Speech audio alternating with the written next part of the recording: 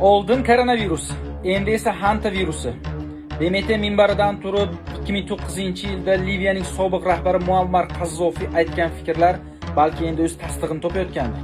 Men kelajakda ko'plab viruslar paydo bo'lishiga ishonaman. Masalan, hozirgi cho'chqa grippi kabi, balki kelajakda baliq grippi ham chiqib qolar. Nima bo'lganda ham laboratoriyalar ishlamoqda.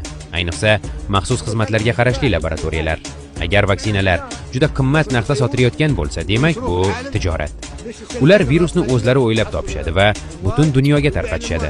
Shunda kapitalistik kompaniyalar vaksina sotish orqali ulkan foyda ko'radilar. Bu qanday ahvol? Bu uyat va harom ishlar.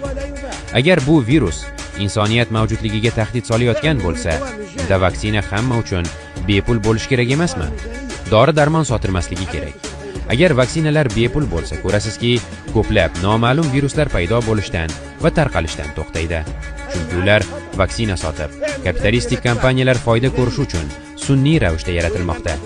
Hatto insoniyatga tahdid soluvchi haqiqiy virus bo'lsa ham, butun dunyo birlashib vaksina yaratishi va uni mutlaqo bepul tarqatishi lozim.